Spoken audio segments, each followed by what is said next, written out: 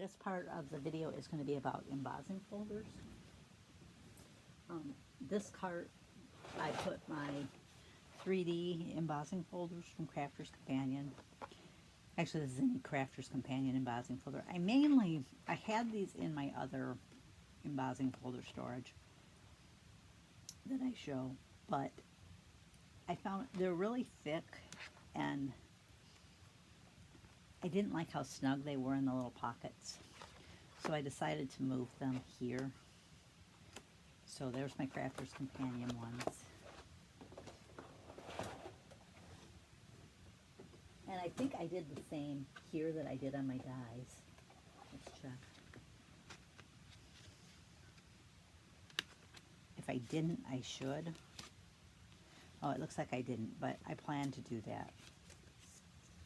I'm going to put a sticker on there showing what the sandwich is on the Gemini for those. And then this bottom, I need to adjust those tabs. This is the Sizzix Gemini, the Sizzix, what did I call them? 3D embossing folders, which with my embossing folders, I make a sample, put the location on it, because I also make this sample that I put in my scrap rack under the different categories.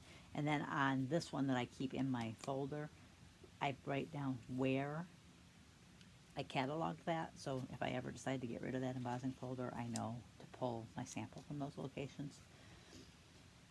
This one I did on the envelope, write down the sandwich.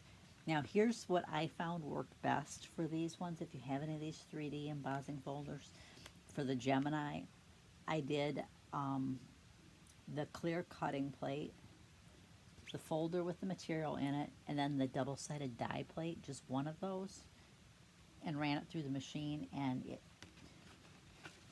these ones were ones I played with to try to find the right one. And you probably can't see it real well, but this was the clear plate, and I ran it through 3 times, and it doesn't look real good.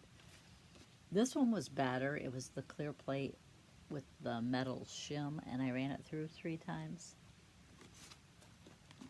And then this one was the Gemini with the clear plate and the double-sided plate, and I just sent it through once, and it turned out really great. So that's what I decided to go with. I just kind of left those in there to show, because I wanted to share the sandwich and what I found worked the best for me on that one.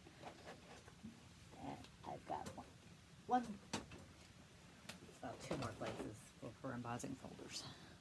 For embossing folders I have that are specific themes, I file them right in my scrap rack or in my seasonal binders. This is a birthday one, which again I put my original inside there. This one I didn't catalog anywhere else because it very much was birthday, so it's just got the sample in there, and then it goes in the pocket. So that's what I do with things that are, most of the time when they're in here, they only have the one. Now this one, I think I may have cross-referenced it in my cooking food section, which I didn't seem to write if I wrote that down, but I'm pretty sure I did. That I crossed, because it's birthday cupcakes. So I'm pretty sure I cross-referenced that one into my food category. And I just forgot to write it down. The majority of my embossing folders are right here in my calyx unit. This one's empty, it's a spare one. I actually use this as a reward for my unofficial challenge. It's the Flippin' Storage Binder from Totally Tiffany. I figured I had room for one more binder here, so I figured I'd just go ahead and order another one while it was on special. That way I had room to grow. And then on this side, it's, let's see if I can just kind of, these are 4x6 pockets. There's 5 of them on this side that are 4x6. So the A2 folders fit well there. And then this side is 5x7, and the 5x7 folders fit there. I did find, even though it's 5 by 7, you can see there's a little extra room there. I think I was able to put a 6 by 6 folder in here. It was snug, but it did fit. So, and then they're numbered by the binder. I did label them with the name of the folder if it wasn't already printed on there. And then my inside has my sample and what categories I represented that in. So that's how I store my embossing folders.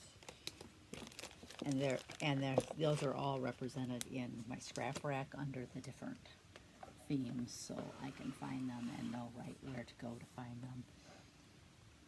See, these ones are labeled. This is my first flipping binder. It's not folders 1 through 30, 31 through 60, 61 to 90, 91 to 120, and then 120 to 150 there. This one isn't completely full. There's some room left, and there's a couple of empty spots in some of these because of pulling out the 3D ones. Somewhere I did keep a list of that, and I need to keep that handy so that if I get a new embossing folder, I can fill that slot in first before I add on to the end. But that's how I store my embossing folders. My stencils I store in the Totally Tiffany. It's either called a Spinder binder, and that one doesn't come with the Spinder. It's for people basically that have a scrap rack that just want to be able to pull a Spinder off and travel with it. Or it's called, I think, a craft binder if it comes with the Spinder. So, and I may end up needing another one of these down the road. We'll see.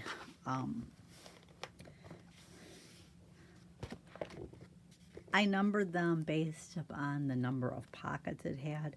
So this has 6 pockets, so 6-1 through 6-6 are on this page, and then 7 to 12 there. And then this has 5 pockets, so that's there.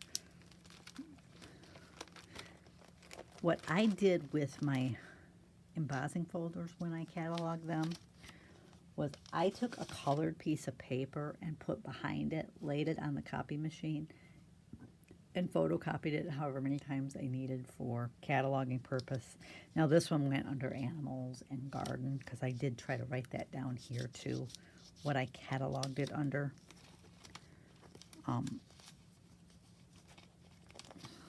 So I'm having trouble getting my fingers to cooperate. I should have taken Tiffany's advice and made, but I had done all mine before I seen that piece of advice. She made her cardstock just a little bit bigger than the pocket and folded it over, so then when she pulled this out, it pulled out the embossing, the stencil as well.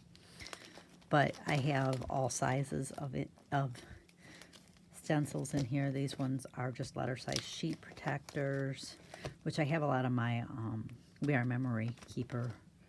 These ones actually were for the Heat Wave, but these were for the Freestyle Quill Pen. I started to kind of write it down there. Just kind of copied it. I might have had to do that for these ones because they didn't copy real well, but... And then I copied that. And then I have a few that were too big for that. They were either...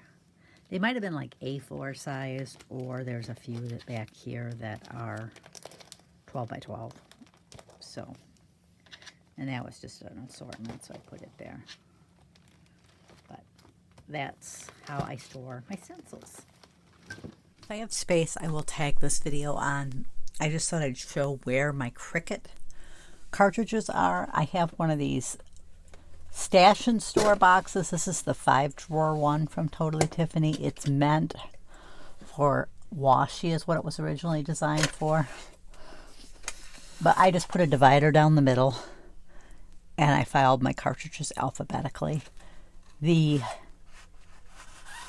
handbooks are above my workspace in the photo boxes that you buy like at Michael's or Hobby Lobby. Any of the big box craft stores have them, but that's how I file my Cricut cartridges.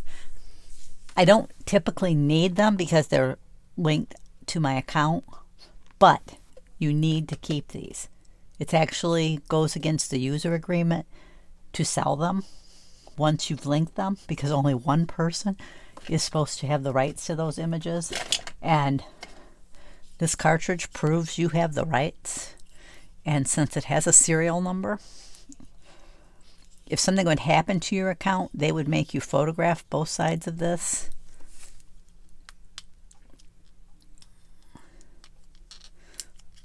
To show that you own that cartridge. So technically, if you sell it, that person can take a photo and prove that they have it in their possession at that moment, and can get the rights to those images. I had it happen where I bought one the person swore to me was not linked, and when I went to link it, it had been linked to their account. So I had to contact Cricut, and they said, well, okay. And they gave me the rights to it. I can only assume that since they had the serial number and could see who it was, who had it on their account, that they lost the rights to it, because I had that cartridge and could prove that I had it at that moment. So just a little public service announcement. Keep your cartridges. Don't get rid of them. You may, things happen to digital formats. If, somehow your account, something gets corrupt in their system and you lose your file, your linked cartridges, you're going to need them to get them back. So hang on to them. I do have like my Cuttlebug plates here, just so you know. This is an old unit of Tiffany's. It was called a Die Platform Stash and Store, I think. I can't remember the name of it for sure. It's been a long time. It's been discontinued for a long time, but I have a few of those. But anyways, that's all I've got to share today. Thanks for joining me. I'll catch you next time. Just real quick, those black boxes there, I think there's 3 that are labeled with, the 3 on the bottom row of black are labeled Cricut cartridges, and that's where I store my handbooks for the Cricut cartridges. Sometimes I have needed those for assembly purposes of certain things, so they're a good thing to have on hand.